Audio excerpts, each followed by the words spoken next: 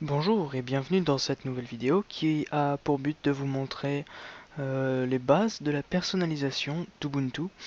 Il s'agit tout simplement d'installer des thèmes et des thèmes d'icônes pour personnaliser et changer l'apparence de votre bureau et de toutes vos applications, hein. Ça change également les icônes de la Logitech, les icônes, ça ne change pas les icônes LibreOffice car LibreOffice a un thème particulier. Je ferai une nouvelle un thème qui lui est propre. Je ferai une vidéo bientôt pour montrer comment personnaliser euh, le thème de LibreOffice. Tout d'abord il va falloir télécharger les fameux thèmes.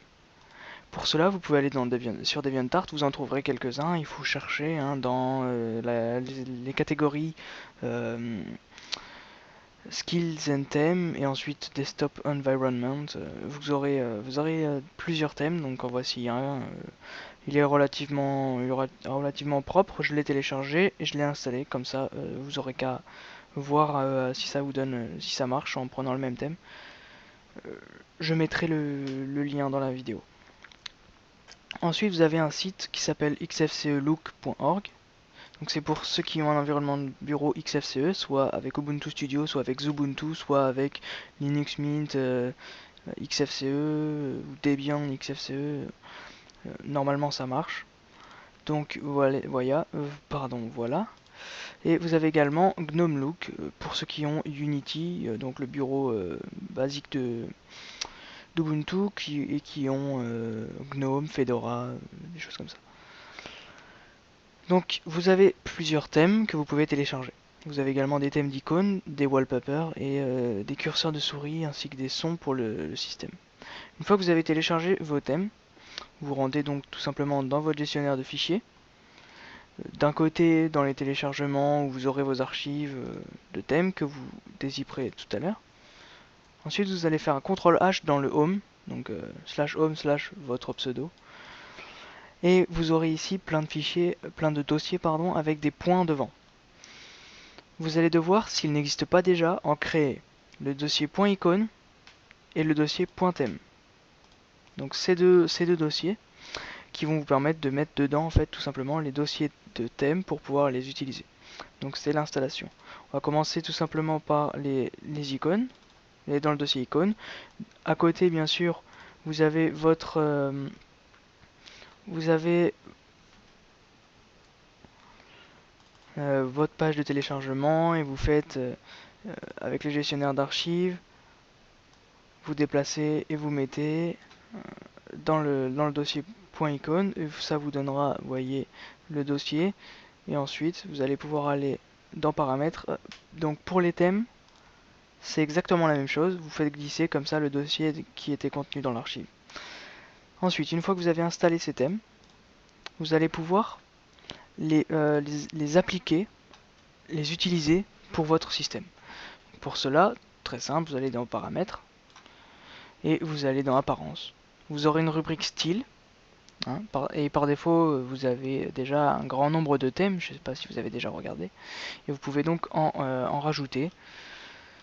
Donc là, bien sûr, je vous ai montré pour les icônes, mais au préalable, moi j'ai déjà installé des thèmes. Et si vous en avez installé, vous les retrouverez ici. Par exemple, le thème Blackbird, il y est par défaut.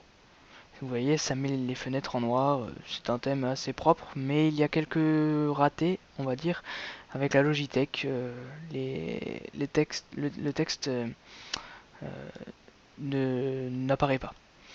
Donc je ne l'utilise pas pour cette raison. Ensuite vous avez par exemple Equinox Evolution Midnight, un thème que j'ai téléchargé.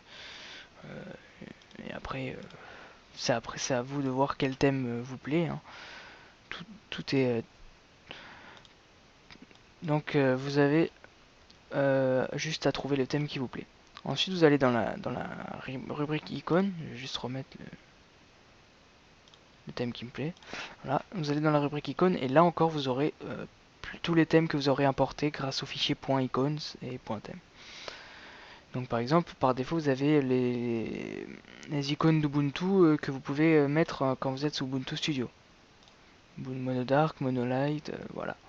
Vous avez le thème GNOME, vous avez le thème Elementary XFCE. Alors voilà, après tout ça, c'est à vous de voir ce que vous voulez. Moi j'ai pris le Fenza Darker parce que je l'aime bien, il est assez propre. Si vous avez installé des nouvelles polices, vous pouvez également la changer. Vous avez également plusieurs polices par défaut. Ensuite, vous allez pouvoir également changer la bordure des fenêtres. C'est-à-dire, comme vous le voyez, moi, mes fenêtres ont une bordure assez spéciale avec des petits points au lieu des croix, etc. Donc c'est tout simplement un des thèmes que j'ai téléchargé, en l'occurrence Boomerang 2 ici. Sinon, par défaut, voilà l'aspect du bureau Ubuntu Studio XFCE. Donc après tout cela, c'est à vous de voir qu'est-ce que vous préférez. Moi, je vais remettre mon Boomerang 2. Encore une fois, vous retrouvez tous vos thèmes, tous les thèmes importés, en plus de quelques thèmes de départ. Donc après, c'est donc à vous de voir. Une dernière chose que je vais vous montrer, on va revenir dans le dossier, dans le répertoire de travail, et on va faire CTRL-H à nouveau, et je vais me rendre dans le dossier .thème, n'importe quel thème, hein, c'est à vous de voir après. Donc vous voyez, et les thèmes sont essentiellement composés de fichiers CSS, ce qui fait que si vous connaissez le langage CSS grâce au développement web, vous pourrez peut-être trouver un moyen de customiser encore plus les thèmes que vous aurez trouvés en changeant les couleurs, les border radius. Vous voyez, on a border width, border style. Après tout ça, background image. Donc tout ça, bien évidemment, vous pouvez y regarder de plus près et essayer de personnaliser tout ça en changeant quelques paramètres. Ensuite, de la même façon, vous pouvez modifier les thèmes d'icônes en allant dans un des thèmes. Et là, vous voyez, quand je suis dans le thème Debian OS X Old, j'ai plusieurs dossiers, plusieurs sous-dossiers qui contiennent en fait tous les icônes répertoriés par catégorie. Vous avez ici les icônes d'application avec cette zip. Vous devriez avoir la Logitech quelque part. Voilà, application, application accessoire. Bon. Après, voilà, tout ça, c'est à vous de voir qu'est-ce que vous voulez faire. Vous pouvez donc modifier les icônes, les remplacer par ceux d'autres thèmes pour customiser vos thèmes. Donc après, tout ça, c'est à vous de voir. Donc voilà, je pense que vous en savez un peu plus maintenant sur la personnalisation de votre environnement de travail. J'espère que cela vous aura plu. Et on se retrouve une prochaine fois pour une prochaine vidéo. J'espère également que vous n'allez pas hésiter à commenter et à aimer cette vidéo, et ni non plus à la partager avec vos amis, avec votre entourage. Et n'oubliez pas, faites découvrir le monde du libre et de GNU Linux.